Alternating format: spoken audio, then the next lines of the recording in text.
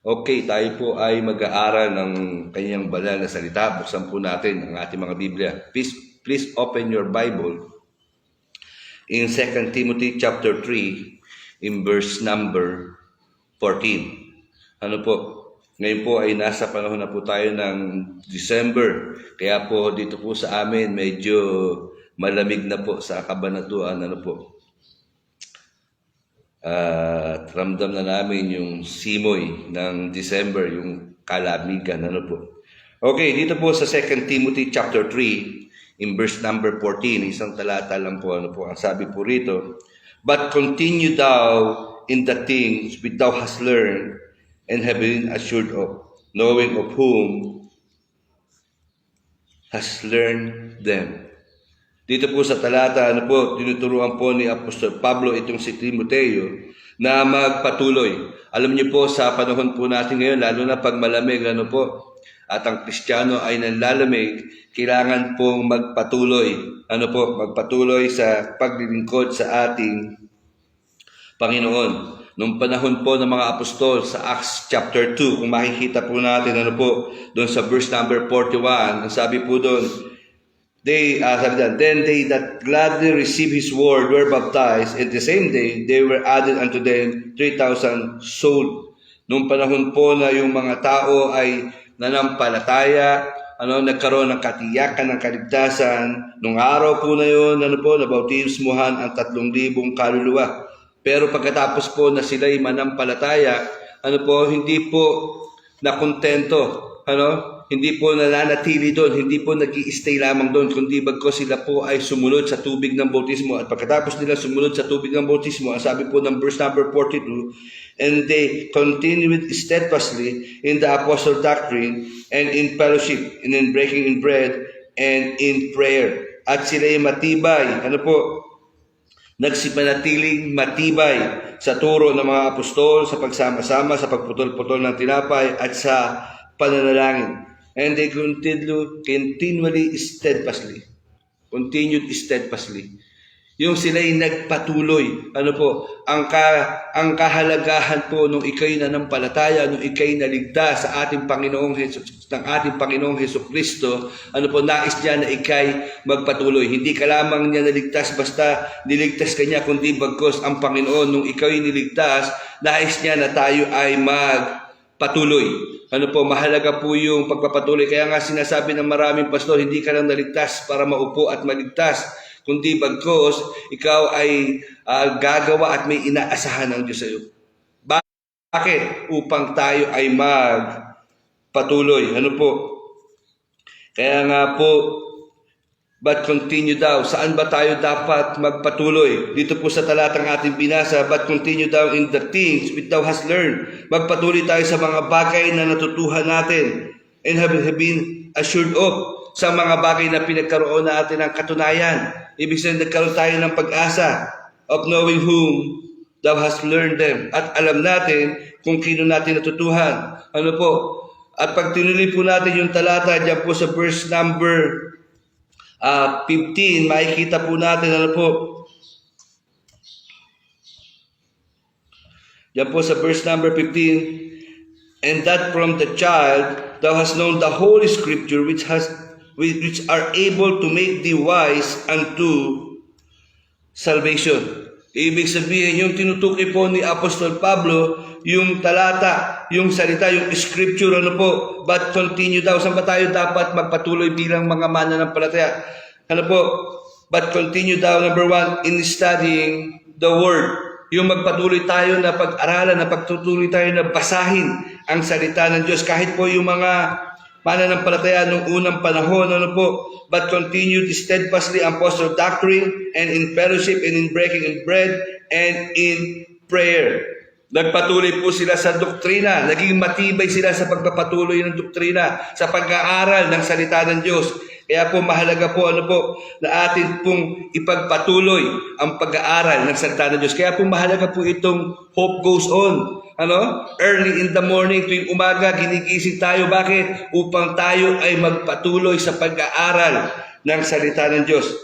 Kaya nga, mahalaga po sa bawat isa sa atin na tayo po'y magpatuloy. sa pag-aaral. Dahil alam po natin na ang salita ng Diyos ay pagkain ng ating kaluluwa. Kaya nga ang sabi po ng ating Panginoon, hindi lamang sa tinapay na bubuhay ang tao, kundi sa bawat salitang lumalabas sa bibig ng Diyos. Sa paano paraan yung salita niya ay lalabas sa kanya bibig? Sa pamamagitan ng salita ng Diyos. Sa pamamagitan po ng Biblia. Kaya nga po napakahalaga na ito po ay ating pag-aralan. Na ito ay ating pumbuksan sa panahon po ng pandemic. Sa panahon po ng pandemic, mas marami pong tao ang laging binubuksan yung kanila pong mga cellphone. Tama po ba? Sa pandemic, mas maraming panahon na sila na basahin yung kanilang cellphone, yung kanilang Facebook account, yung kanilang messenger kung merong message.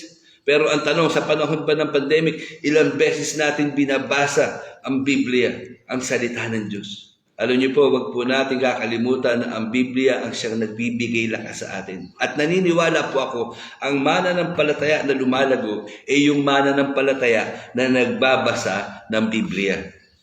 Kaya mahalaga po na magpatuloy po tayo in studying the Word. Because the Word of God is perfect, infallible, hindi po nagkakamali. Ang sabi po ng Psalms chapter 19, in verse number 7, the law of the Lord is perfect, converting the soul. The testimony of the Lord is sure, making wise as simple. Ang kautusan ng Panginoon ay sakdal at nagsasauli ng kaluluwa. Ang patutuo ng Panginoon ay tunay na nagpapantas sa hangad. It is perfect, infallible, wala pong mali. Kaya po ang Biblia po natin, natatangan po natin, King James Version, tandaan po natin, ito po ay tunay na walang mali. Amen? Hindi na po natin kailangan dagdagan, hindi na po natin kailangan bawasan. The Word of God is pure. Ang sabi po ng Psalms chapter 12, in verse number 6, the Word of God are pure words, as silver tried in furnace of earth, purified 7 times. Ito po ay puro. Parang kinatas na sangkis sa baso na wala pong halo. Ito po are pure. Kaya po sabi ko nga kanina, hindi na po natin kailangan dagdagan. Kaya ang sabi ng Revelation chapter 22, in verse number 18, for I testify unto every man that heareth the word of the prophecy of this book, if any man shall add unto these things, God shall add unto him the plague that are written this book. In verse number 19, and if a man shall take away from the word of the book of this prophecy, God shall take away his part of the book of life, and out of the holy city, and from the beginning, which are written in this book. Ibig sabihin, ang Biblia po, it is pure. Hindi na po natin kailangan bawasan. Hindi na po kailangan dagdagan. Hindi na po natin kailangan yung ibang libro, para tayo mapalago. Kundi bagkos atin pong tutukan at basahin, pag-aralan. Tayo po'y magpatuloy na mag-aral ng salita ng Diyos. The Word of God is preserved. Ang sabi po ng Psalms chapter 12, in verse number 7, thou shalt keep them, O Lord, thou shalt preserve them from this generation forever. Iingatan sila, O Panginoon, iyong pakaingatan sila mula sa lahing ito, magpakailan paman. This is preserved. Kaya nga po yung tangan po natin, Biblia, ay, na-preserve. Ang sabi po ng John chapter 10, in verse number 35, ang sabi diyan, if he called them gods, unto them the word of God came, and the scripture cannot be broken. Hindi mangyayaring sirain ang kasulatan. Bakit? Dahil ipinangako niya na, sabi ng Panginoon sa Matthew chapter 24, in verse number 35, heaven and earth shall pass away, but my word shall not pass away. Lilipas ang lahat ng bagay. Lilipas ang langit, ang lahat ng bagay sa lupa. Ang langit at ang lupa, ngunit ang kanyang mga salita ay hindi lilipas. Kaya nga po, the Word of God is preserved. Kaya nga po, mahalaga po na ito po ay ating basahin. ito po ay ating pag-aralan. Pangalawa, hindi lamang tayo magpatuloy in studying the Word, but number 2, let us continue daw in supporting the work of the Lord. Pag-aralan po natin yung salita ng Diyos, magpatuloy tayo. At pangalawa, patuloy po tayong sumuporta sa gawain ng Panginoon. Sa bawat lokal na iglesia kung saan tayo inilagay ng Panginoon. Suportahan po natin. Suportahan. Let us keep support the ministry. Ano po? Kaya nga po ang sabi po ng 1 Corinthians chapter 15 in verse number 58, therefore, my beloved brethren, be steadfast, unmovable, always abounding in the work of the Lord, for as much as you know that your labor is not in vain in the Lord. Maging matatag, huwag makilos na laging sumagana sa gawain ng Panginoon. Support the ministry. Kailanman ang iyong gagawin, kailanman ang iyong ginagawa, kailanman ang atin pong mga ibinibigay, ginagawa sa gawain ng Panginoon, ito po ay hindi nasayang. It's not in vain. Let us support the work of the Lord.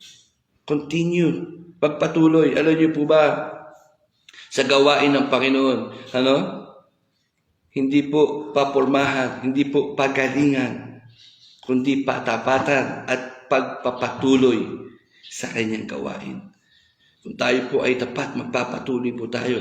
Kung tayo po ay nagpapatuloy, makapagtatapat po tayo.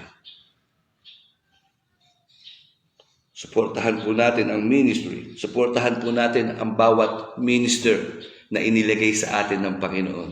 Kaya ang sabi sa Jeremiah, ang pastor ay nagmula sa puso ng Diyos sa bawat lokal na iglesia. Kung saan ka inilagay ng Panginoon, suportahan po natin. Mahalin po natin ang gawain, mahalin po natin yung atin pong pastor. Pastor sa bawat lokal na iglesia. Kaya nga itinuturo ni Pablo, itinuturo ng salita ng Diyos, sabi sa Hebrews chapter 13, in verse number 12, obey them that have rule over you, and submit yourselves, for they watch your soul, as they must give account, that they may do it with joy and not grief, for they that are profitable for you. Ito po ay kapakinabangan sa atin. Kaya atin pong igalang, atin pong mahalin, atin pong suportahan yung bawat pastor na inilagay sa atin ng Panginoon. Magpasako po tayo sa Kanya.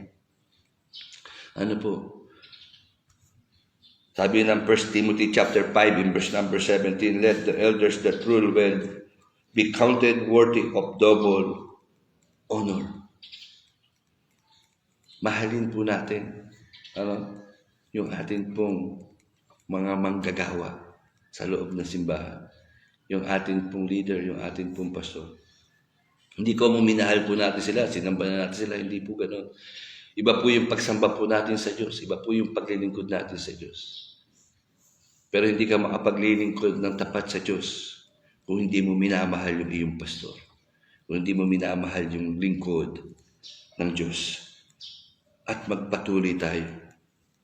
Alam niyo po, sa bawat gawain, napakahalaga po yung continuity, yung pagpapatuloy. Kaya magpatuloy po tayo. At ang Biblia at ang salita ng Diyos ay tinuturuan po tayo na magpatuloy. Pangatlo, continue in serving the Lord. Ang sabi po ng Acts chapter 20 in verse number 19, serving the Lord with all humility of mind, and with many tears and temptation which befell me by the lying in wait for the Jews. Alam niyo, ang sabi ni Pablo sa kanyang paglilingkod sa Panginoon, na ako'y naglilingkod sa Panginoon ng buong pagpapakumbabang isip at na mga luha. Sa paglilingkod po ni Pablo, andun po yung kanyang humility, at sa paglilingkod po niya, andun daw po yung kanyang maraming pagluha at na mga pagsubok na dumating sa akin dahil sa pagbakay ng mga Hudyo. Andun po yung trials, Sa paglilingkod po natin sa Panginoon, tandaan po natin, serving the Lord even if there are difficulties. Although mahirap, serve the Lord even if there are difficulties. Andun yung kahirapan. Kaya si Pablo, andun yung maraming pagluha sa kanyang paglilingkod sa Panginoon. Ibig sabihin, hindi malungkot sa paglilingkod si Pablo. Ang ibig lang sabihin ni Pablo sa kanyang paglilingkod ay hindi madali, pero andun yung kanyang pagpapatuloy. Andun yung kanyang pananatili sa gawain ng Panginoon. Although andun yung mga pagluha, andun yung maraming pagsubok, pero andun yung kanyang pagpapatuloy. Serve the Lord even there are hindrances. Kahit andun yung mga hadlang, kahit hinahadlangan si Pablo, nagpapatuloy siya. Alam niyo, ang unang humahadlang sa atin, hindi lamang tao, kundi bagkos. Ang tunay na humahadlang sa atin, walang iba kundi ang dyablo. Kaya wag po natin hayaan na si Satanas ay pahintuin po tayo. Kundi bagkos, labanan po natin at magpatuloy po tayo. Just continue. Ang dyablo po, ayaw po niya na tayo magpatuloy. The devil doesn't want us to continue. Kaya nga ang sabi ng 1 Peter chapter 5 in verse number 8, be sober, be vigilant, because your adversary, the devil, as a roaring lion, walking about seeking whom he may devour. Kayo maging mapagpigil, kayo maging mapagpuyat, ang inyong kalaban na dyablo, na gaya ng liyong umuungal ay gumagala at humahanap ng kanyang masisila. Seeking whom he may devour. Ibig sabihin, ang inyong kaaway. Ibig sabihin, ang tunay na kaaway po natin, ang tunay na kalaban po natin, walang iba kundi ang dyablo. Dahil ang dyablo, ayaw niya na ikay magpatuloy. Kaya yung mga naligtas, nanampalataya sa ating Panginoon, ang kaligtasan po hindi po sa pamamagitan ng reliyon, hindi po sa pamamagitan ng paggawa ng mabuti, kundi bagkos sa pamamagitan ng pananampalataya. Pananampalataya kay Kristo na namatay dun sa krus ng Kalbaryo. Na siya'y nilibing at muling nabuhay para sa atin, upang ikaw na mamamatay magkaroon ng buhay na walang hanggan. At ang dyablo, nung naligtas ka, ayaw niya. Naligtas ka na, magpapatuloy ka pa. Ayaw niya na ikay magpatuloy. Kaya pipigilan ka niya, lalansihin ka niya. Kaya ang sabi ng Biblia, para siyang liyong umuungal, humahanap ng masisila. At ang gusto niyang sinisila, walang iba kundi ang mga tao na nanampalataya at nagtiwala sa Diyos. The devil wants us to devour, to deceive, upang tayo tayain, lansihin, katulad ng ginawa niya sa ating ninuno kay Eva at Adan. Kaya ating pag-aralan at basahin parati ang salita ng Diyos. Ito'y magiging panlaban natin sa dyablo. Because he wants us to deceive, he wants us to devour, he wants us to discourage, upang tayo po ay i-discourage. He wants us to destroy. He wants us to defeat. Nais niya tayong talunin. Nais niya tayong sirain. Ang dyablo, ang gusto niya, yung Kristiyano na sira ang buhay. At wag natin hayaan po yun, kundi bagkos tayo po ay manatili. Manatili sa salita ng Diyos, manatili sa gawain ng Diyos, manatili na maglingkod sa Diyos. Dalawang bagay lang po kung bakit mahalaga na tayo po'y magpatuloy. Sa akin pong naranasan, nung ako po ay tumigil sa gawain ng Panginoon. Nung panahon na nagkasakit ang aking anak, si Francie, meron po akong anak na nagkaroon ng hydrocephalus. At that time, nag-uumpisa pa lang ang gawain, talagang sabi ko, mahirap. Down po kami financially, down po kami physically, pagod, and spiritually. Alam niyo po ba kung ano ang nasasayang? Pag tayo ay tumigil sa gawain ng Panginoon. Our time. Let us continue serving our God. Number one, don't waste our time. Huwag natin sayangin yung panahon. Alam niyo, sabi ng mga pastor, narinig ko yung isang pastor, ang sabi niya, sa 10 years na ikay magpapatuloy, merong mangyayari sa gawain ng Panginoon. Sa mga nag-uumpisa pong sa gawain ng misyon, sa gawain ng Panginoon, huwag po tayong sumuko sa problema. Huwag po tayong sumuko sa lahat ng trials na meron po sa atin. Magpatuloy po tayo. Dahil pagka tayo sumuko, masasayang ang ating oras. Don't waste our time because time is irreplaceable. Yung oras po, hindi po mapapalitan yan. Yung oras na nasayang. Kaya nga po sabi ng iba, time is gold. Ginto po yung oras, mahalaga. Kaya ang sabi po ng Biblia, redeeming the time because the days are evil. Samantalahin natin yung panahon dahil yung panahon ay pasama ng pasama. Samantalahin po natin, redeeming the time, tubusin natin. Ibig sabihin, magpatuloy tayo dahil ang oras ay pasama ng pasama. Sayang ang magiging oras na i-stack lamang natin at hindi tayo magpapatuloy bilang mananampalataya, bilang mga lingkod ng Diyos. Magpatuloy po tayo. Don't waste our time because our time is irreplaceable. Ang sabi po ng Ecclesiastes chapter 3 in verse number 1, to everything there is a season and a time to every purpose under heaven. In verse number 2, a time to be born and a time to die, a time to plant and a time to pluck up which is planted. Merong mga panahon sa bawat panahon. Pero kung tayo hihinto, merong mga panahon na masasayang. Huwag po natin sayangin yung panahon. Kaya nga po, sa panahon po ng pandemic, maraming oras ang nasayang natin kung hindi tayo nagbasa ng Biblia, kung hindi tayo nagpatuloy sa gawain ng Panginoon, kung hindi tayo naglingkod sa Diyos. Dahil kahit nasa tahanan po tayo, makapagpapatuloy po tayo. Atin pong pag-aralan, dapat nga doon po tayo mas lalong tumutuloy. Nung panahon ng pandemic na wala po tayong ginagawa. Bakit? Dahil yung oras hindi na natin maibabalik. Time is irreplaceable. Hindi po natin kayang palitan yung oras. Kaya sabi ng iba, kung maibabalik ko lamang, di ba?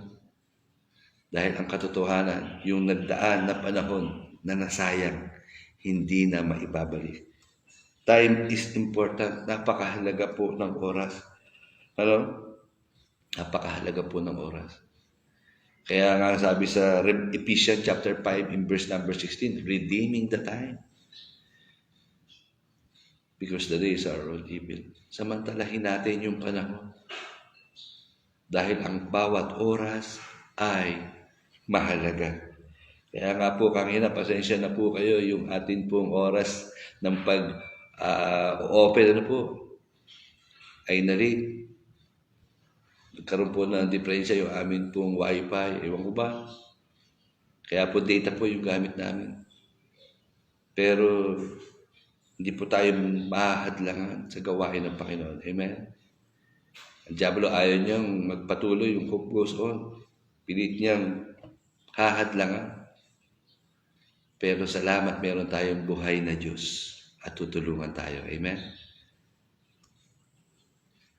Don't waste our time. Pangalawa, don't lose opportunity. Don't lose opportunity. Kung tayo po'y magpapatuloy, opportunity to prosper. Pauunlarin po tayo ng Panginoon. Not literally in financial things. Pero sa ating buhay, pauunlarin po niya tayo. Alam niyo po ba, kung tayo po'y nagpapatuloy na makinig ng salita ng Diyos, na tayo po'y mag-aral ng salita ng Diyos, ang sabi ko nga, ang tao na lumalago sa iglesia, ang mananampalataya na lumalago sa iglesia, ay yung mga miyembro na patuloy na binabasa ang salita ng Diyos, na patuloy na nag-aaral ng salita ng Diyos. Opportunity to progress. Di ba? Yung lumago tayo.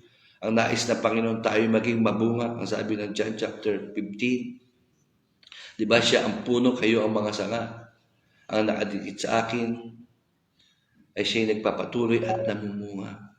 Bakit? Dahil ang nais ng Diyos magpatuloy tayo. Magpatuloy tayo nakakabit sa puno upang tayo ay magbunga ng marami. Don't lose opportunity to praise the Lord. Napurihin ang ating Panginoon, nasambahin ang ating Panginoon. Opportunity to do the plan of God. Na gawin ang plano ng Diyos, ang kalooban ng Diyos. Mga kapatid, mga ka-hoppers, kapelo hoppers, let us continue. Saan ba dapat tayo magpatuloy? Continue daw in the things that us has learned. Yung natutuhan natin, sa natin natutuhan yan sa pamamagitan ng salita ng Diyos. Let us continue to study the Word. Magpatuloy po tayo. Our life should not be wasted. Our life should be invested. Huwag po natin hayaan na yung buhay po natin masayang. Kundi bagkos dapat mag-invest po tayo. I-invest po natin yung ating sarili sa Panginoon. Our life should be rewarded. Dahil naniniwala po ako, pag nagpatuloy po tayo, hindi po masasayang. At meron pong gantimpala ang Diyos. Ang sabi po nga ng 1 Corinthians chapter 15 in verse number 58, therefore, my beloved brethren, be steadfast and movable, always abounding in the work of the Lord, for as much as you know that your labor is not in vain in the Lord. Dahil sa bawat gagawin po natin, sa bawat pagpapatuloy po natin, kahit gaano kaliit yan, hindi po nasayang yan. Hindi po nasayang yan. Kaya sabi sa Old Testament, pag ikaw ay sumunod, meron kang pagpapala. Pag ikaw ay sumuway, meron sumpa. Kung tayo po yung nagpapatuloy, sumusunod po tayo. Pero kung tayo po hihinto, masasayang lamang ang ating oras. Masasayang ang opportunity natin. Magiging hanggang doon lang tayo. Pero kung tayo po yung magpapatuloy, ang ating oras ay hindi masasayang. Ang ating gagawin ay hindi masasayang. Kaya nga po, but continue daw. Manatili tayo. Saan tayo manatili? Sa paglilingkod sa ating Panginoon. I hope and I pray na ang salita ng Diyos ay patuloy po natin basahin, pag-aralan. Naging mabunga po tayo bilang mananampalataya. Magandang umaga po. Standing on the promises of God.